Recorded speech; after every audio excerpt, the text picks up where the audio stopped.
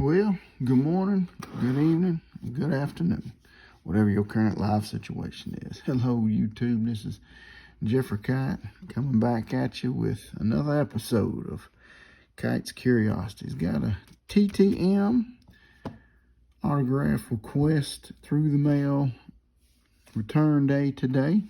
And TTM, for those of y'all who don't know, stands for through the mail autograph request, where I write different athletes, celebrities, request their autograph on trading cards, index cards, what you name it, whatever I can get my hands on, and see if they'll write me back. Got 3 in today. Got one from Mid-Island, New York, one from Charlotte, North Carolina, and one from Richmond, Virginia. So let's tear these open, see what we can find.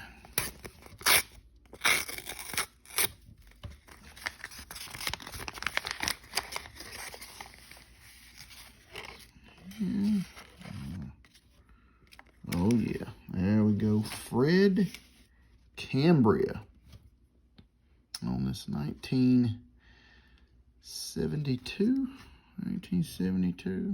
yeah, 1972 tops. Fred Cambria, he only pitched in 6 games in his major league career. He went 1-2 with a 3.51 ERA. So not a long career, not a very noteworthy career, but he did some noteworthy things. I just want to tell you all that. In those 6 games that he pitched in the major leagues, he faced 4 Hall of Famers. 5 if you want to count Joe Torre, but Joe Torre, he's in the Hall of Fame as a manager. But if you want to count him, you can, I guess. But Fred faced 4 Hall of Fame hitters and did pretty good against them. Willie McCovey went 0 for 4 against Fred Cambria. Willie Mays, he went 0 for 4 against Fred Cambria. And Lou Brock and Ted Simmons, they each went 1 for 4 against Fred Cambria. So, I mean, he didn't do too bad. He just, against, some pretty tough competition, I don't know, he just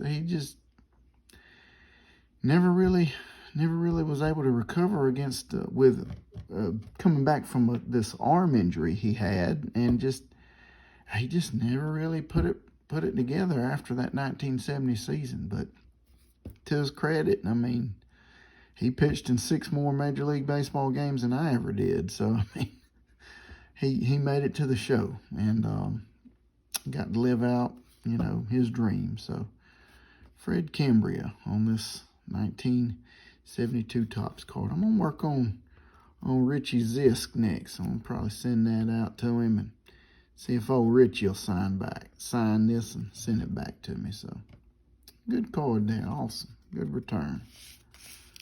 Set that up there. Mr. Fred Cambria. All right. Got one coming out of Charlotte, North Carolina.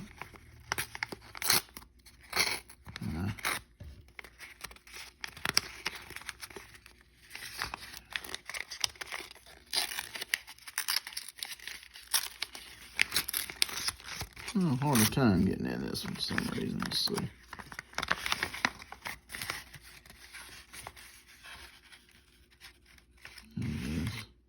Oh yeah, here we go.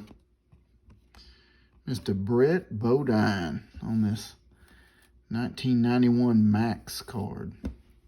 And this is a card commemorating his only victory in NASCAR, in the Cup Series.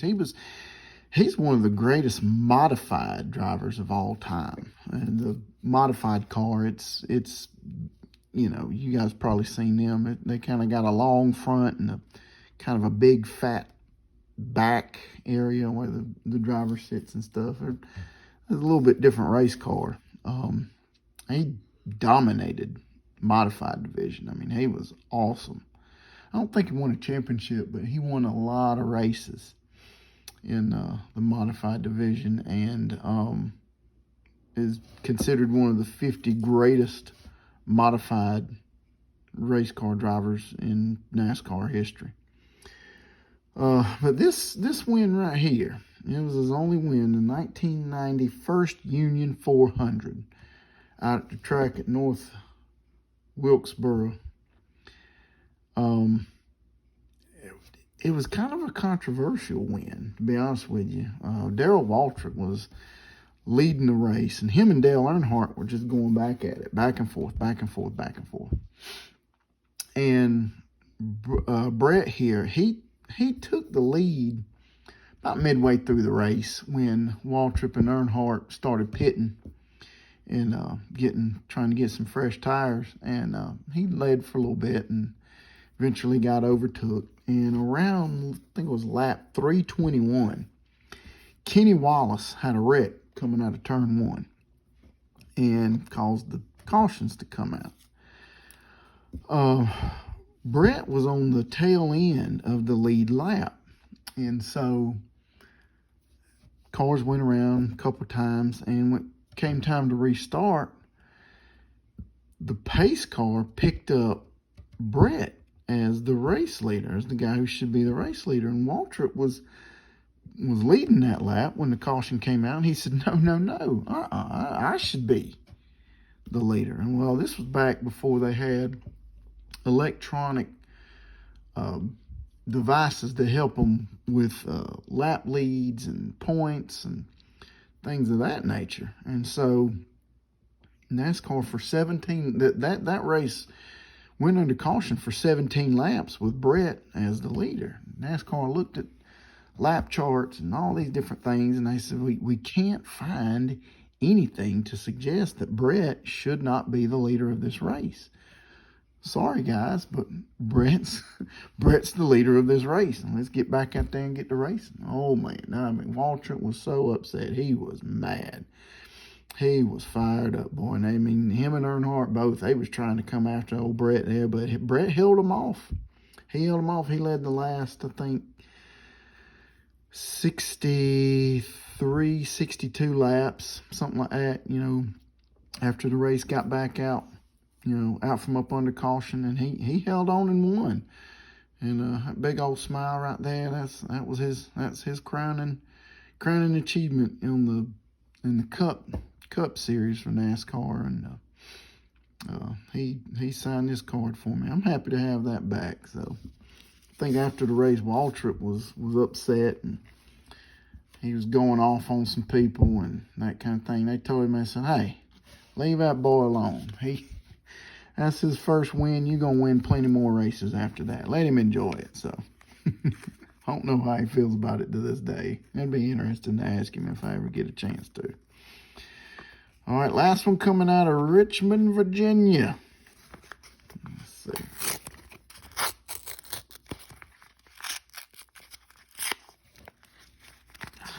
Envelopes aren't tearing very good. Let's see. What do we got in here? Oh, man. Yes. Yes. Oh, this is beautiful. This is none other than Hockey Hall of Famer Rod Langway. Rod was an incredible player. He helped the Canadians win the Stanley Cup in 1979, and that was his only Stanley Cup championship team that he was on. And it was around early 80s, I'll say 1981. He got traded, or excuse me, 80, I don't know, 79, 80, 81, somewhere around there. He got traded to the Washington Capitals. And the Capitals was a terrible team. They were trash. I mean, they were just bottom of the barrel, just low in the rankings of NHL. And they were talking about moving that team out of Washington, D.C. and just cutting their losses and just abandoning the whole operation. But they decided to give it one more shot and said they was going to make a couple trades. and see if they could, get some star players in to try to save the team. And Rod was one of them. And he came over and just became just one of the greatest defensemen to ever play in the National Hockey League. In fact, his nickname is the Secretary of Defense. It was kind of fitting because, in Washington, D.C. and, that kind of thing. So he wound up winning the Norris Trophy 2 times. He won it in 83 and won it again in 84. As one of the, well, not one of, he was the top defenseman in the league at that time. And what's incredible is Washington, the Caps, they became a playoff contender immediately upon his arrival. They made the playoffs for 11 straight seasons while he was there. They never missed the playoffs when he was with them. And just an incredible player. Just a way to just come in, take over a team, be named the captain. You see the C on his jersey right there, and just really turn things around for a fledgling team. And as you guys know, Washington eventually they won the Stanley Cup championship a couple of years ago. So I mean, he got them started. He got that team kind of under control, and got things turned around. So Rod Langway, phenomenal hockey player there. So there we go. There's our 3 returns. Got former Pittsburgh Pirate Fred Cambria, NASCAR driver Brett Bodine, and Hockey Hall of Famer Rod Langway. All right, guys and gals, y'all take care. Have a good evening. Like, comment, subscribe, do whatever you want to do. Till next time. I'll talk with you later now. Have a good one.